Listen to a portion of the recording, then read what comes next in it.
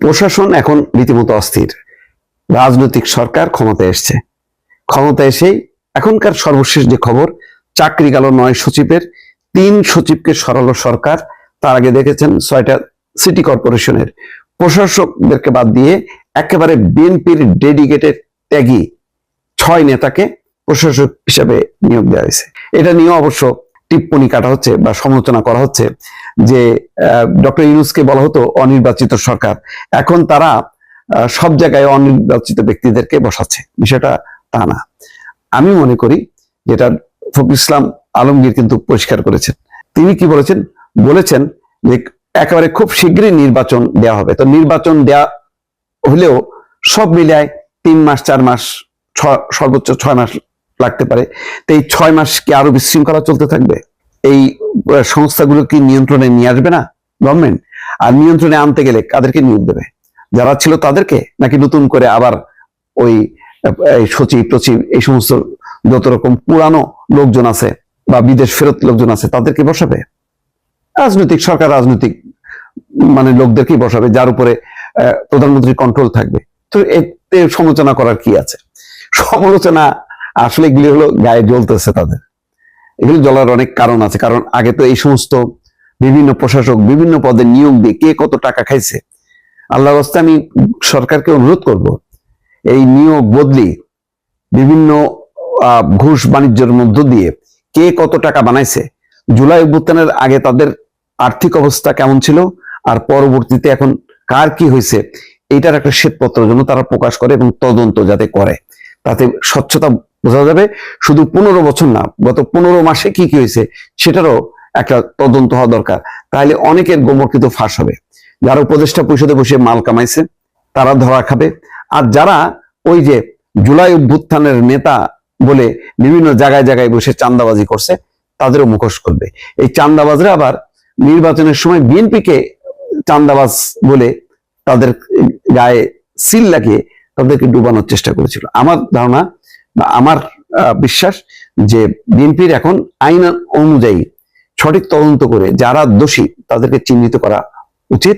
15 বছরের দুঃশাসনের সাথে যারা যুক্ত ছিল তাদের তো বটেই, গত 15 মাস 18 মাসে যারা বিভিন্ন দায়িত্বে ছিল সেই দায়িত্ব পালনগুলো কি একেবারে মানে ত্যাগের বিনিময়ে সেবকের মতন করে তারা সেবা করেছে জনগণকে, সরকারকে, নাকি 2 পয়সা কামাইছে? এই তথ্যটাও সামনে আসা দরকার। যাই হোক, এখন সর্বশেষ হলো 9 জন সচিবকে 2 দফায় মোট 12 জন সচিবকে সরানো হলো। বিভিন্ন জনকে আমি আর এখানে নাম বলছি না।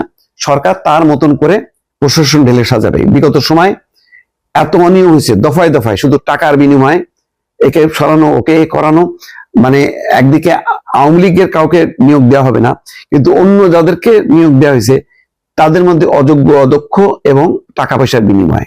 সুতরাং বিএনপি লম্বা সময় ক্ষমতায় ছিল, তারা প্রশাসনের নারী নক্ষত্র জানে যে কে বিএনপি না।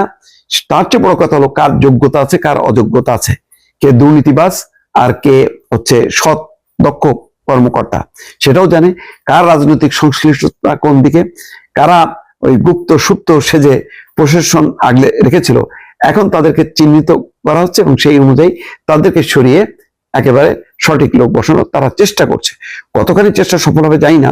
যদি এর মধ্যে সমালোচনা আসে, নিশ্চয়ই সমালোচনার বিষয়গুলো সমালোচনার দৃষ্টিভঙ্গিতেই তুলে ধরবো, এই ব্যাপারে কোনো সন্দেহ নেই। কিন্তু প্রশাসনে পুলিশে যে একটা ব্যাপক রদবদল হওয়া দরকার এটা অপরিহার্য। কারণ গত 15 মাসে আওয়ামী লীগ কর্মকর্তাদেরকে সরানোর নামে আর এক নৈরাজ্য তৈরি হয়েছিল, সেই নৈরাজ্যেরও এখন অবসান হওয়া দরকার। দর্শক, রাষ্ট্রপতি মোহাম্মদ শাহাবুদ্দিন 12ই মার্চ সংসদের প্রথম অধিবেশন আহ্বান করেছেন। ত্রয়োদশ সংসদের প্রথম অধিবেশন বসবে 12ই মার্চ। 12ই ফেব্রুয়ারি নির্বাচন, 1 মাসের মাথায় এসে প্রথম অধিবেশন বসছে।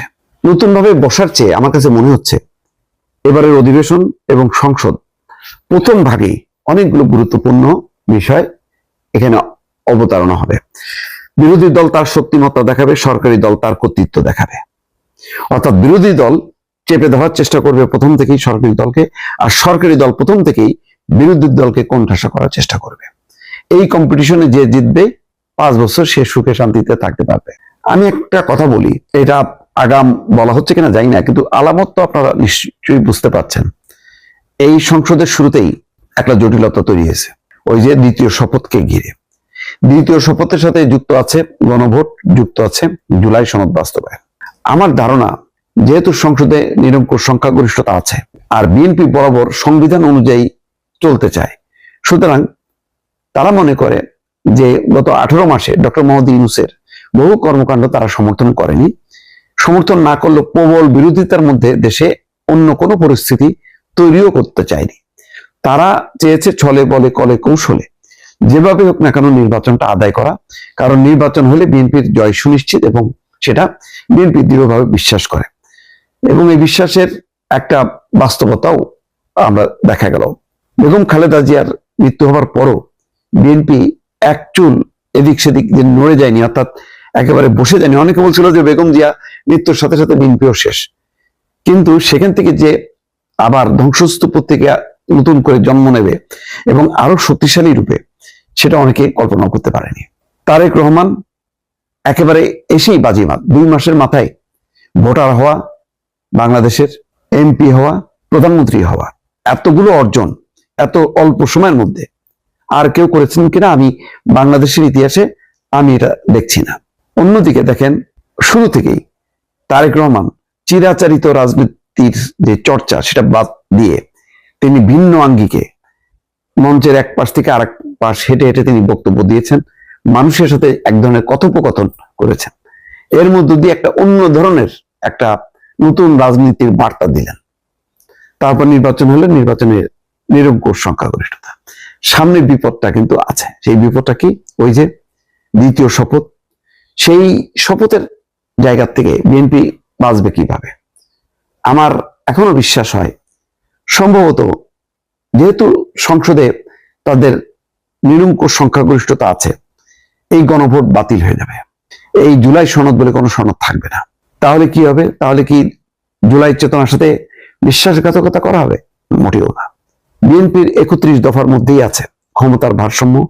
বিএনপির 31 দফার মধ্যেই আছে রাষ্ট্রপতি এবং প্রধানমন্ত্রীর মধ্যে ক্ষমতার ভারসাম্য, প্রধানমন্ত্রীর মেয়াদ নির্ধারণ করা, উচ্চ কক্ষ নির্মম কক্ষ নির্দিষ্ট করা এবং একই সঙ্গে তত্ত্বাবধায়ক সরকার ব্যবস্থা প্রবর্তন করা। এই 4-5টা ধাপ যদি বিএনপি এই সংসদে নিয়ে আসতে পারে, তাহলে মানুষ কিন্তু ওই জুলাই সনদ, সংস্কার এগুলি সব ভুলে যাবে। বিএনপি সম্ভবত সেই পথেই হাঁটছে। বিএনপি আর পেছনের পথে হাঁটবে না। বিএনপি এই সংসদকে, এই সংবিধানকে উপেক্ষা করার মধ্য দিয়ে স্বাধীনতা মুক্তিযুদ্ধকে তারা কোনোভাবেই তার গায়ে মানে একটা দাগ পড়ুক, সেই দাগটা কোনোভাবেই বিএনপি পড়তে দেবে না। কারণ বাংলাদেশের এখন মুক্তিযুদ্ধ স্বাধীনতার যে মূল ধারাটা, সেই মূল ধারাটা এগিয়ে নেওয়ার প্রত্যয় ব্যক্ত করেছে বিএনপি। বিএনপি আওয়ামী লীগকে আর এই সুযোগ দেবে না, নিজেরাই এই পতাকা বহন করবে। সুতরাং বিএনপি এই দ্বিতীয় শপথ, সংবিধানের সাথে সাংঘর্ষিক গণভোট, জুলাই সনদ, এইগুলোকে আর তোয়াক্কা না করেই সম্ভবত সংসদে একটি ভিন্ন মাত্রা যুক্ত করবে, যেটা হচ্ছে বিদ্যমান যে সংবিধান, তার আলোকে আরো কি কি সংস্কার করা যায়, 31 দফাকে কিভাবে মানে বাস্তবায়ন করা যায়, সেই পথেই হাঁটবে। সেই পথে হাঁটলে বিএনপির ধারণা যে জুলাই সনদ, গণভোট, দ্বিতীয় শপথ, এই বিষয়গুলো একেবারে অপ্রাসঙ্গিক হবে। হয়তো সেদিকেই যেতে পারে, আমার এটা বিশ্বাস। দেখা যাক সামনে কি হয়।